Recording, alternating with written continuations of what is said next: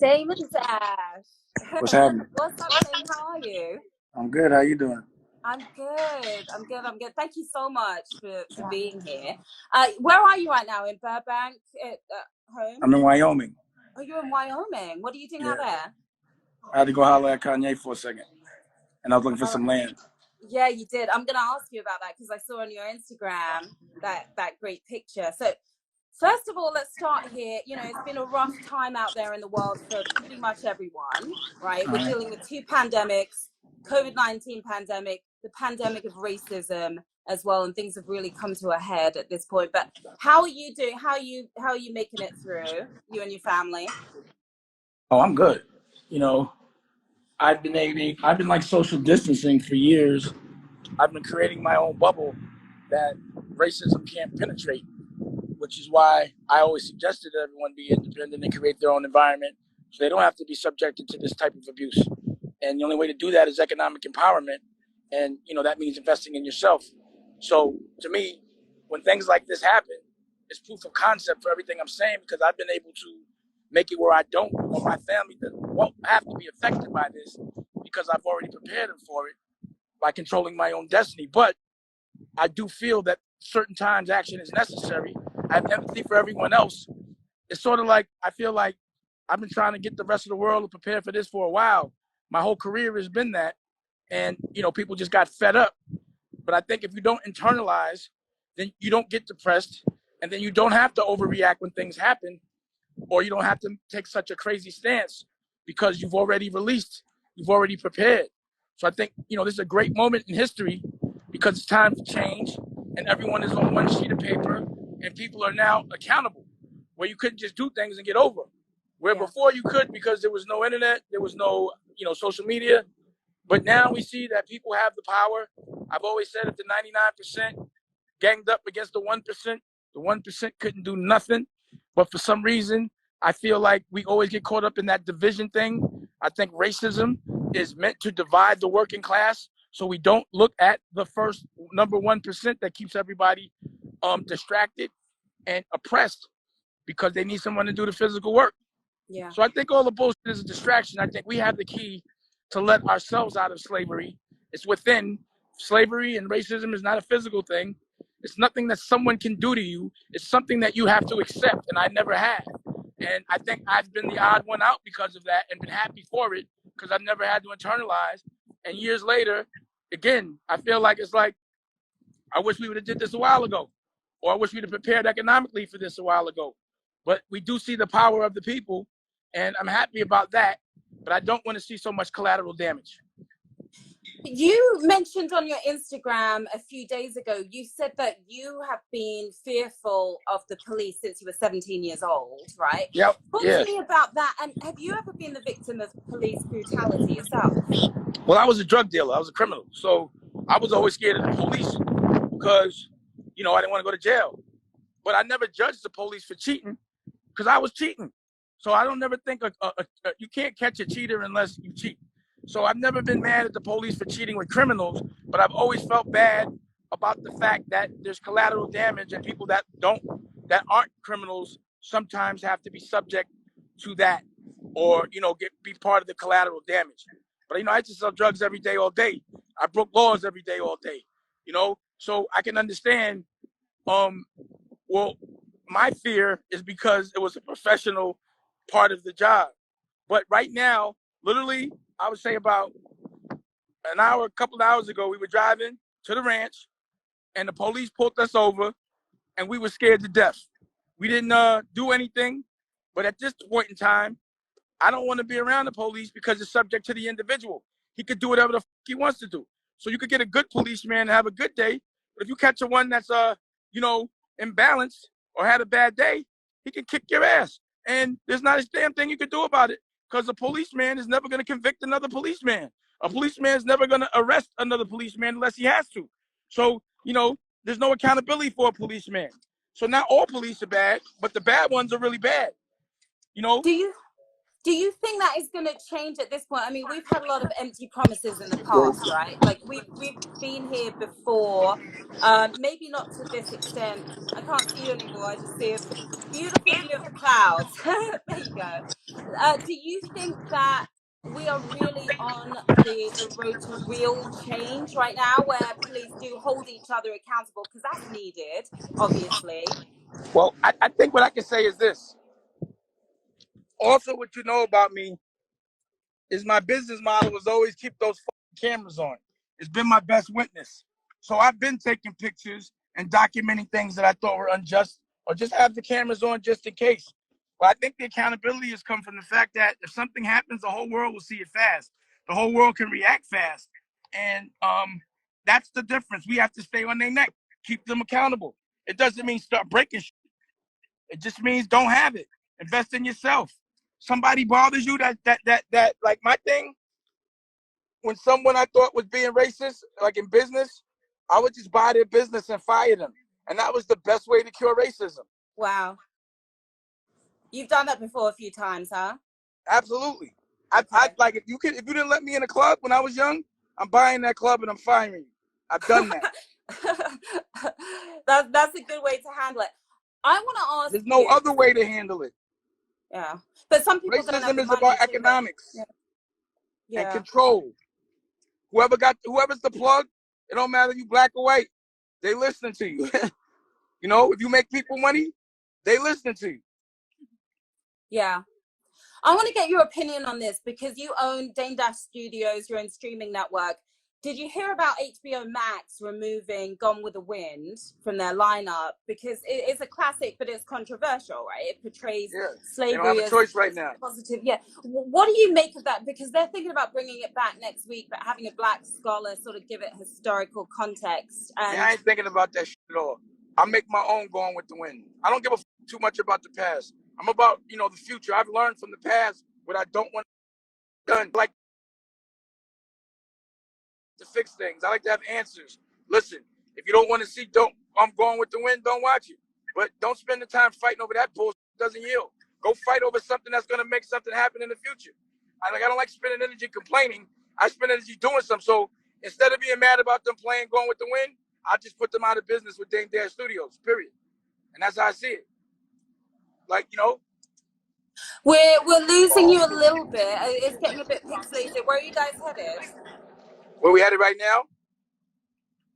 Yeah. That just said? Well, yeah. Where are you going? We're about to go to the jet. Get back home. Oh, where are you jetting off to? We're going back home. We're going back to Okay. We're going back to LA. I got a movie to make. I just redid the studio. I'm waiting for you to come so I can work with you. I don't know what's going on. Look, there's Rocky right there driving the truck. Hey. Hi, Rocky. How you doing? I'm good. It's good to see you, love. Good to see you. Oh, you too. She look like Dame, what I want to do now is. Oh wow! Wait, what is going on out there? A rainstorm? It's just, it's Montana. I mean, it's Wyoming. Oh, okay. The clouds look black. Oh, we're back. Come down. No. Or maybe I just can't see properly. Showing you some mountains. But Dame. Those are mountains. Okay. Those are mountains. Got it. Oh, okay. It's a bit pixelated, so it looks like clouds. Now, I want to do something with you. I call it the 10 and 10, right? And I do this with all my guests where I'm asking you 10 revealing and random questions that you can answer in 10 plus minutes. If it's 20 minutes, that's fine as well. Everyone's gone over. But these are just a bunch of random questions that are going to be really revealing. Are you ready for your 10 and 10? Pause. Are you ready for your 10 and 10? Yes. Pause. You are. Let's do it then. Okay. So question number 1, what misconception out there in the world about you is most surprising to you or most frustrating? I don't think people realize that I raised my son as a single father since he was 8 years old. And no one ever talks about that. And I think it's frustrating that they don't empower or showcase when someone from our culture is being or trying to be the best father that they can. They never show us taking care of each other. So that can be frustrating to me that they don't talk about me as a dad. How tough was it being a single dad? I mean, nothing was tough for me. I had Rockefeller. The thing that was tough for him was because he didn't have his moms, and he had to be divided. So I would never do that to a child again. But Where was his mom? mom's is where she was at. We went to court, and I had to get custody. I went to court because I didn't think it was in his best interest to be there, and I won, and I fought, and I made sure I took him to school every day and went to all of his games, and I did everything that a father would do if he had a father and a mother, and if he wasn't, the head of a conglomerate. I stopped my whole world for that kid, and no one talks about that. Yeah. Well, I'm glad you're able to get it out now, and we're going to talk about your family stuff again in a sec. Now, I told you it's random questions, so this is completely random. But how many people can someone sleep with until you start to judge them for their number? Male and female. I think that's a double-edged kind of thing. Yeah. With girls, you don't want to hear that they get scrutinized for having sex with a lot of boys. And for guys, sometimes they get celebrated. So it's a different kind of thing. What do you make of that, though? What are your thoughts on that these days? I mean, I don't really think about it, but I know that how I've evolved as a man and how I looked at myself after a while. I know what happened, because for me, I have a big appetite for women. I love women. I love women. Like they drive me nuts. I'm girl crazy, especially beautiful women with accents drive me crazy. You know what I'm saying? But, but I was looking for my best friend, and I found my best friend, and at that point, it became more important than perception. Like sometimes dudes will only mess with a famous girl, like a groupie, just because they're famous. But I was like, yo, I don't care about a famous girl. I've been with every famous girl I could ever want to be with. I want a girl that just wants to kick it with me, that I can spend time with, that can be my homie. You know what I'm saying? That can understand me for who I am, where I don't feel like I got to get away from her. And once I found that, I became very less anxious. I never think I'm missing anything. You know what I'm saying? Yeah. And I don't feel like I need, because like dudes go out to recruit, whether it be for girls or business. I know my business. I know my girl. I ain't got to go out, And we have a common ground. She accepts me for who I am. I accept her for who she is. And we ride out and we have a ball. And so back in the day, having a girl to me would be like ridiculous. Like, you have a girl? That's crazy. And I didn't really have one. Because you had so many women around you, so many options. Just to have to commit to one vagina is crazy. You know what I'm saying? And is it that hard? For me, it is. I like vagina. It's hard. It's not easy. Well, at least you're honest, There's no at least about it. I'm not ashamed that I love vagina, but that's just what I love. So yeah, but it wasn't hard for me when you find the right vagina. It's about finding the right vagina. Got it. Okay, good answer. All right, question number 3. You posted that photo with Kanye. You were just talking about that. Tell me what's going on there. You guys are working on a new deal. What's happening here? Can't tell you. No? Oh, dang. Give me a little something. I saw your other post. I give you a little something, but I can't tell you. Okay, a little something then. We're in Wyoming. Yeah. You mentioned something about buying land. Yeah, that's for me. I want to get a little ranch or something. I like that. Okay. But you're working on a project with Kanye. Okay. No, I didn't say I was working on a project. I did not say that. That's not what I said. I just said I can't tell you. That's what I'm doing. Okay. That's the rule. When him and I talk, we can't really talk about what we talk about. Okay. Because that was my next question. When you guys are hanging out, because you guys have been close for many, many, many years, you gave him an incredible opportunity.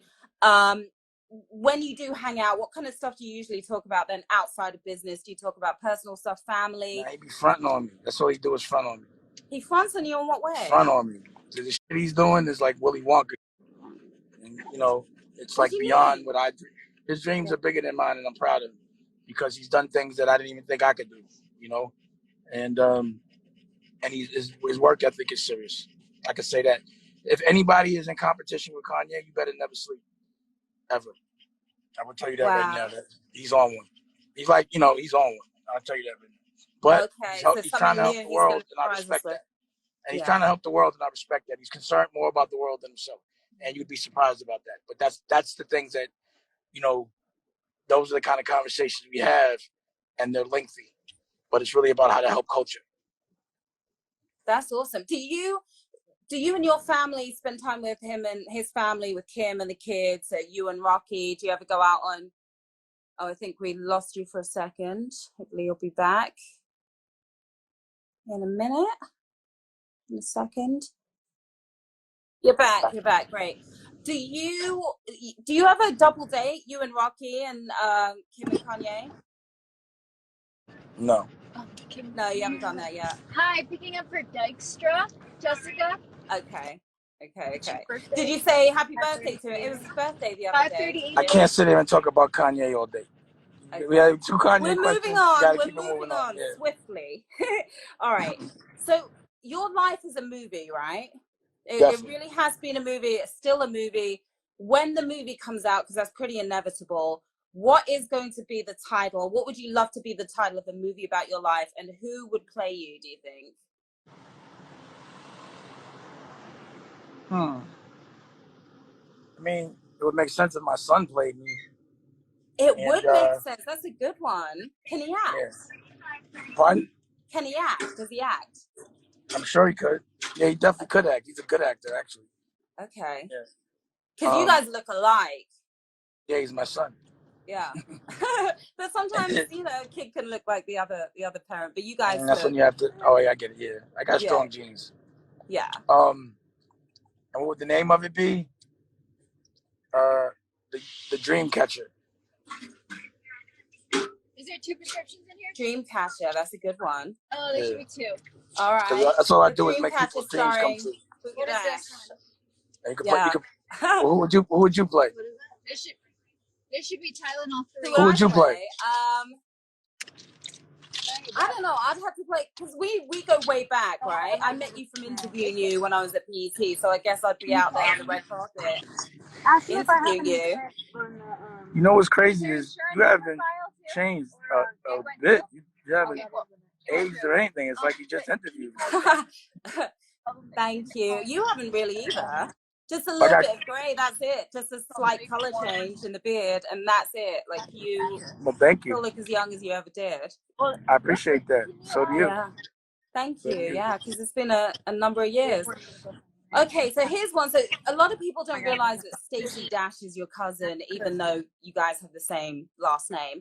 She said a few years ago that you cut her off because of her Republican beliefs, and she has some pretty hardcore Republican beliefs. But have you guys made amends since then? Where do you guys stand as cousins? I know she's been going through a bit of a tough time. She was lying. Ain't nobody cut her off. She's lying.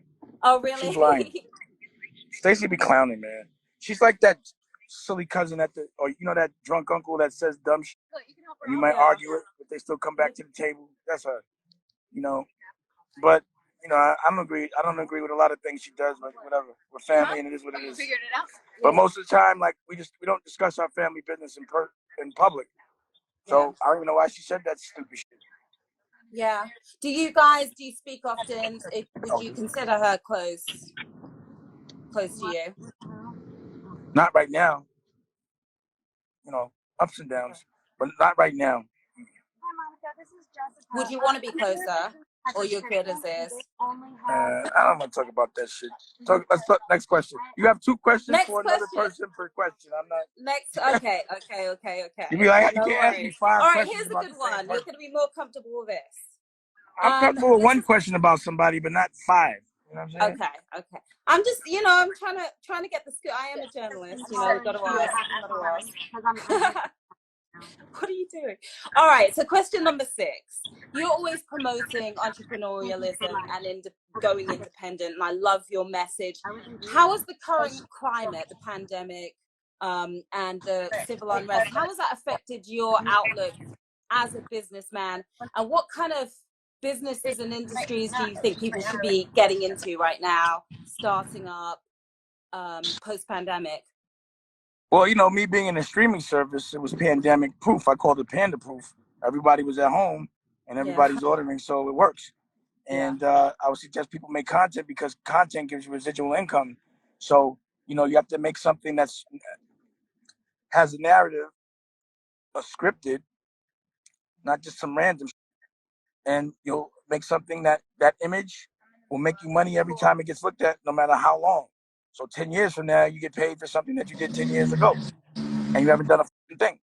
So I would think making a catalog that gives you residual income, and also you can leverage it, meaning you get a loan against it based on what it earns a year. So I just that's what I do. I just have a catalog of content, streaming, and then the ancillary things that come with the projects, the franchises. So you make a movie, you got the merch, you got the toys, you got the video games, you got all that shit that come with it. So I would suggest people make real content and have a direct to consumer relationship and just build your brand. That's what you do.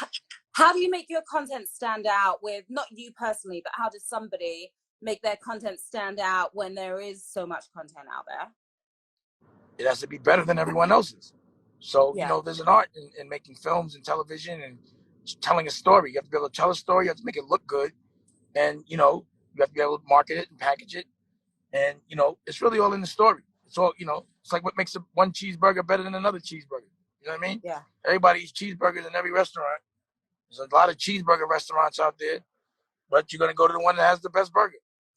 Vegan, Beyond Burger, because I'm vegan, vegetarian. Yeah, I like those burgers. Yeah. Okay, so next question. This is question number 7. All right, you're doing well. So you're on the reality show Growing Up Hip Hop. You're an executive. No, I'm not anymore. Fuck Growing Up Hip Hop. Oh, well, we'll talk about I that. just sued E1 and the We Channel. I'm doing my own TV show. What's that? I have my own network. Yeah. What the fuck do I need them for? All they try to do is manipulate our culture, make us fight each other, capture it, and profit from our dysfunction. And none of us, and you're in television. You notice every show you were in, the production company that worked with the network has always been white, even if it's a black story. A white network, the network will not take a story from a black person unless it goes through a white production company. And that's fucked up. So E1 and We Channel both do it. They've been doing it. And then once they do that, they do the skim, and then they try to make us fight and tell us to work for free so that they could go get paid to walk through a strip club and totally compromise the brand. And I walk through E1's office, I see a lot of black shows, posters of black shows on the wall. When I look in the offices, they're all white. Mm.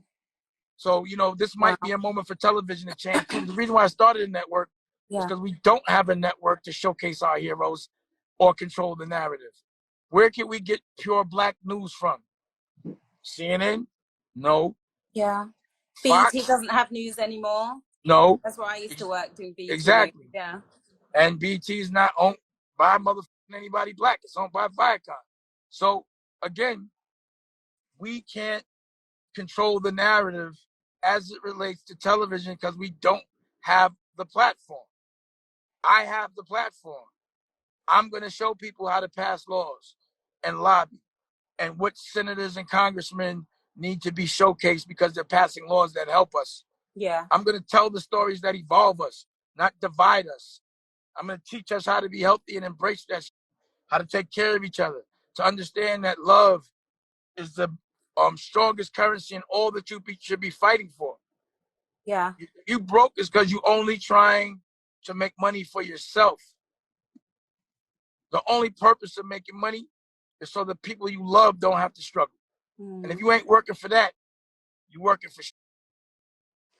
Because that's going to be more of a motivation than just doing it for you. That's going to help you get up every day and work hard. Not even motivation. That's what it is. That's what love means. Love don't mean just love yourself. You got to know how to love yourself to love others. Yeah. But, you can't be selfish. You have to be strong so, you can protect the weak. Yeah. Now, you suing those companies, We and E1, that really stemmed from the situation where there was a scene that was captured where you were with Boogie, your son, and your oldest daughter, Ava, right? Now, that's not why I sued him. That's not why I sued him. I sued them because they knew my son had a drinking problem, and they kept making him drink on the show. And they agreed that they would not give my kid any liquor, or else I wasn't gonna let him do the show. And the next scene, they give him liquor. Then he ends up in rehab, and now our relationship is compromised. They did it on purpose. Wow. So that's why I'm suing them, and a bunch of other reasons. I'm suing them because they're racist. That's why I'm suing them. Because Tara Long is racist and does nothing but make money off our culture and doesn't have one show about her own. And I don't understand it. And Jennifer Gardner is racist. She's a showrunner. And what's the girl's name from? Lauren Gottlieb. Lauren Gillard from We TV. They racist. They laugh at us. But none of us will ever call them out but me. I'm the only one that calls white people out. And I'm calling them out by name, like I did Leor Cohen and Harvey Weinstein and all of them. When no one is saying anything, I'm always been the one that won't fight us. I fight them. And the question is, why is that? Why am I a unicorn? Because I'm the only one that'll call a name out. Why does everyone else that's supposed to be tough respect them as the plug to the extent they let them disrespect us every day? Why? Yeah. Well, maybe you're braver than a lot of other people. You've got that confidence, and a lot of people don't. You know, they're afraid of what might happen, what the repercussions but these same people talk and divide us, and these same people will be confident enough to fight someone with the same color skin, but won't be confident enough to even check a white man for trying to play him, for trying to steal their money, for trying to take their publishing. Just, 100% belittling us all day long. And I've never took that. And the only people that have fought me for that have been people of my color. So I hope that shit is out the window now. And I hope everyone that said Damon was crazy for checking them now looks in the mirror. And if they haven't changed, they need to kick themselves in the ass. Yeah. Can we talk about that one scene where, because there was a lot of tension on the show, and especially during that scene. You talking about the therapy scene? The therapy scene, yeah. They cut and chopped that shit. If you looked at my Instagram, I put the real shit up. They didn't show the whole shit. Tell us what was missing and the whole thing. I ain't gonna go through it again, but y'all can watch it. I'll put it back up. I taped everything. You waiting for what? You tape everything just to make sure, because that's what happens in reality. They'll slice and dice. They say that again.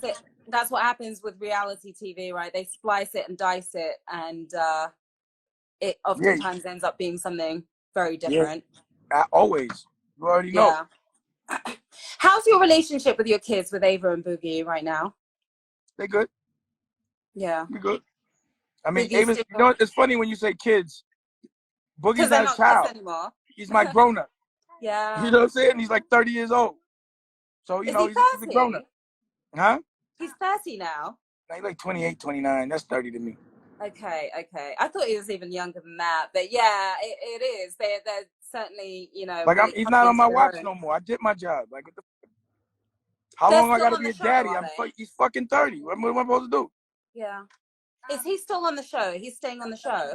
I don't even know if there still is a show. It's been Corona. Okay. I think I have my 2-limit question on that particular one. So just a couple more to go. Question 8.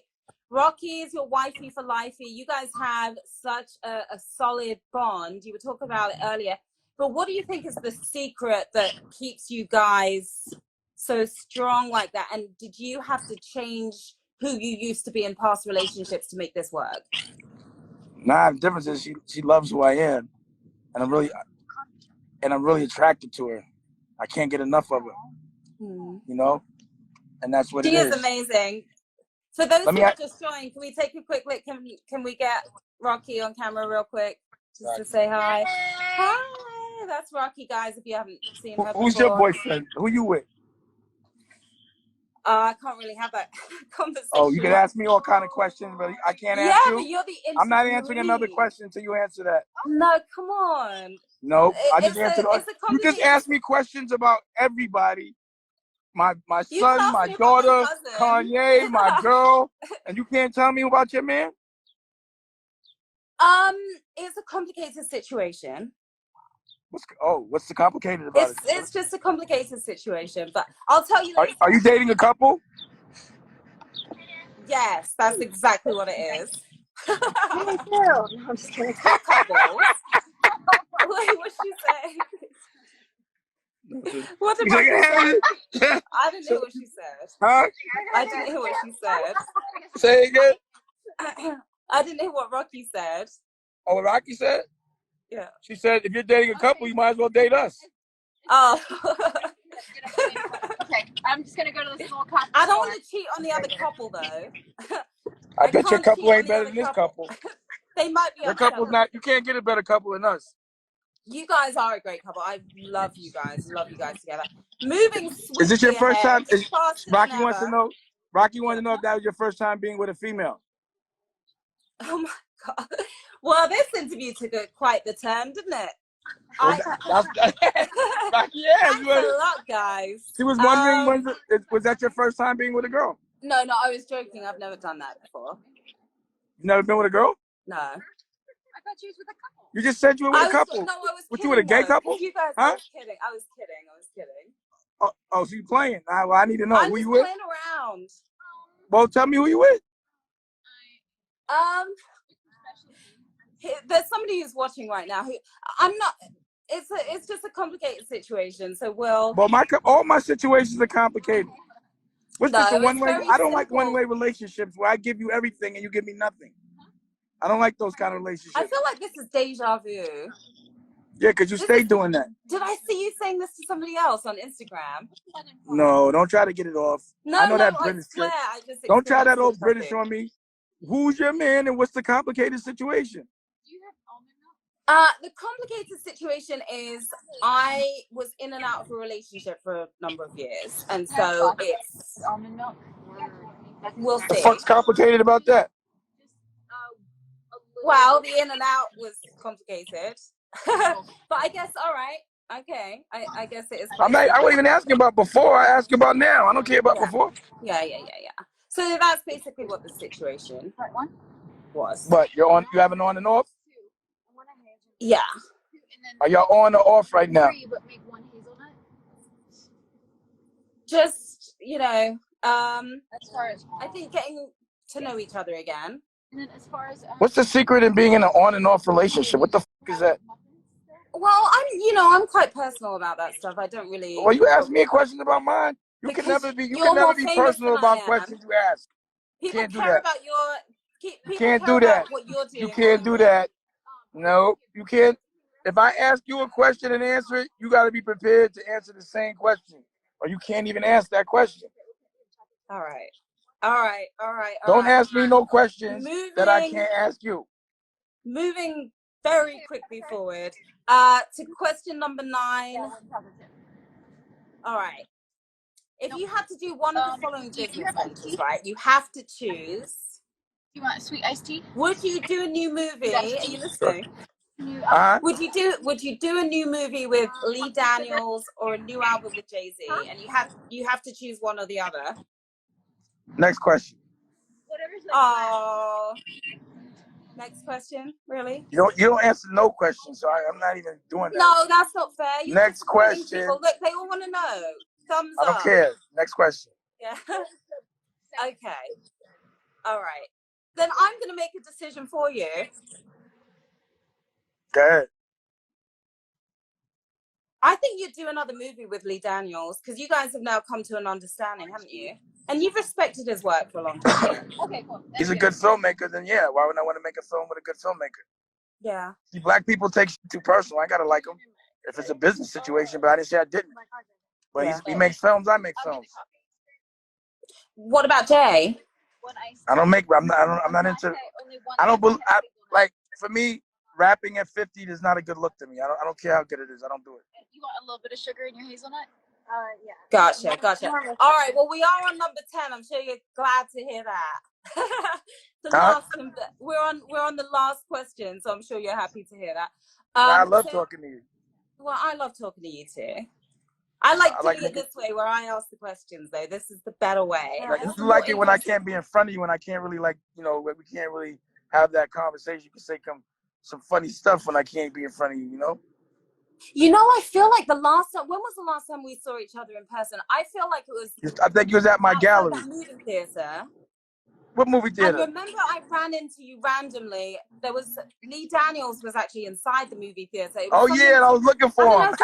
You were looking for Lee Daniels, and I didn't know you were looking for Lee Daniels, but you were just like casually walking by with your daughter, who's gorgeous. All your kids are gorgeous, by the way. You know that. But anyway, I mentioned that Lee was inside, and you're like, what? Like, you had to decide whether you wanted to go in because you were with your daughter. Should you go in and approach Lee? Because at that point, you hadn't approached him about the money. I forgot situation. about that. And but you decided, I'm not gonna do that right now. I had my daughter with me. That's why. Yeah. See? I think and that was $2 million in that. And then I was like, you know what? I'll catch him later. You lucky I'm with my daughter. Yeah. I forgot about that. Yeah, that was a crazy moment, and you did catch up with him, and you're getting your money, so that's good. All right, so question number 10. You said that when you want to achieve something, you want to achieve a goal, you visualize it, right? Yeah. You visualize it, and then you step back and you figure out, okay, what steps do I need to take to reach that goal? And people hear about visualization all the time, but how do you actually do that? And how does it work in terms of figuring out those steps? And what's your goal that you're working on right now? What are you visualizing? I'm visualizing my television network, where I'm living. I'm visualizing, with everything I want, I visualize and look and see what it looks like when I get there.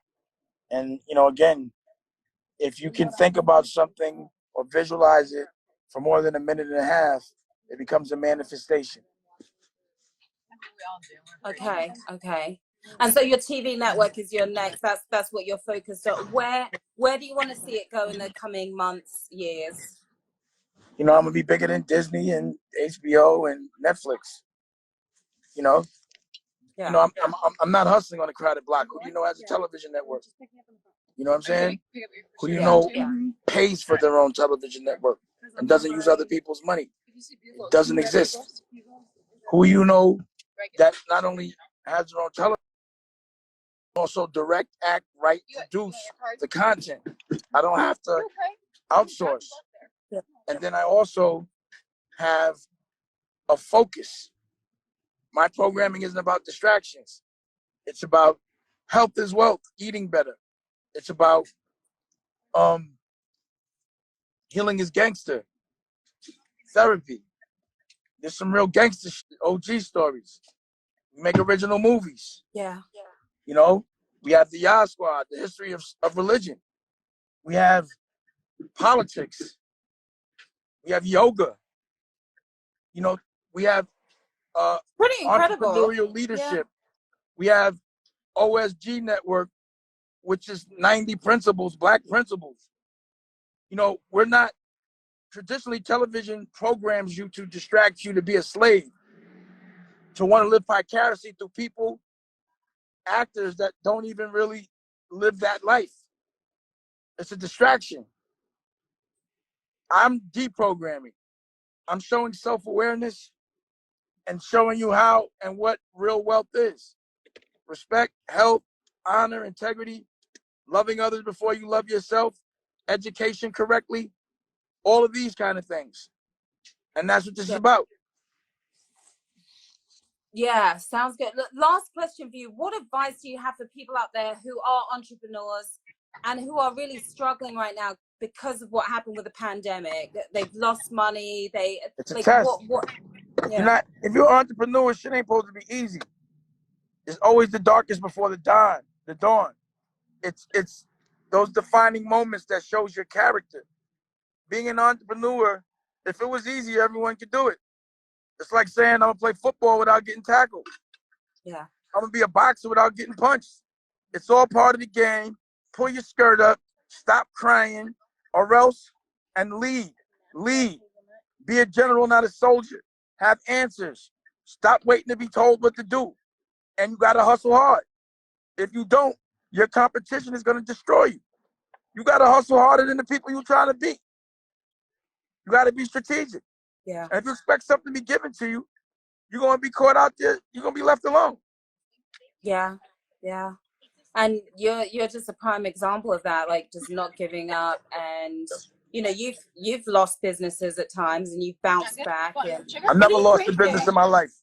Oh, well, you've left businesses. Yeah. No, what I do is I either sell a business or if it doesn't make economic sense, I walk away from it. But I ain't never lost shit. What business I lost? Lost is probably not the right term. Walked away you know, from. you have to be specific with your jargon when you talk entrepreneur. Yeah. You know, one word can mean millions of dollars. Yeah.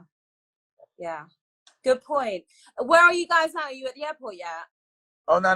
We had to go to the airport. We had to go get the drugstore. A friend of mine, Jessica knees. Oh, her knees got messed up. So we had to go get some. Invisible friend, right? Yeah, invisible friend right there. We're crazy. And then who's that? Jessica? No, that's not her. That's Nicolette. Oh, okay. Hi, Nicolette. We haven't met yet.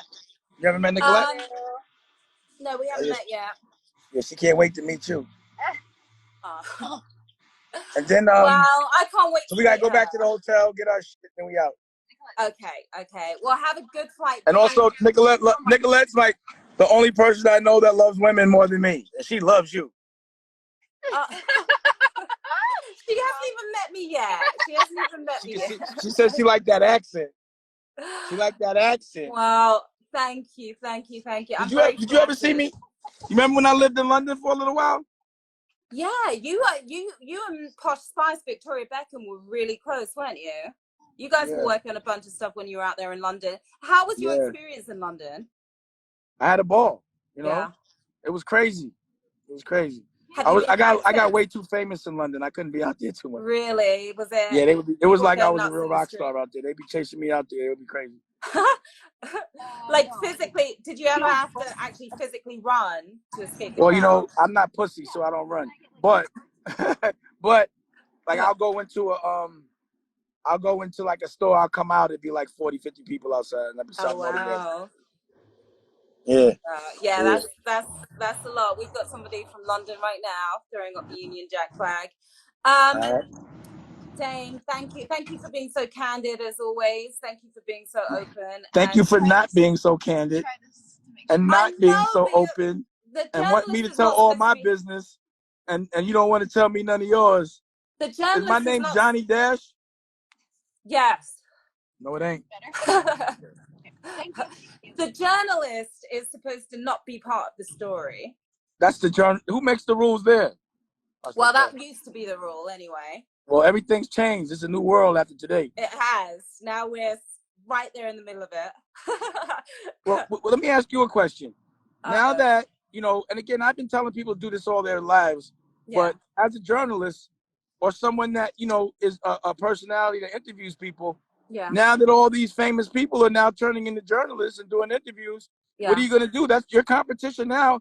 A rapper or their singers are now doing interviews. Where does that leave you? You know what I mean? An actress.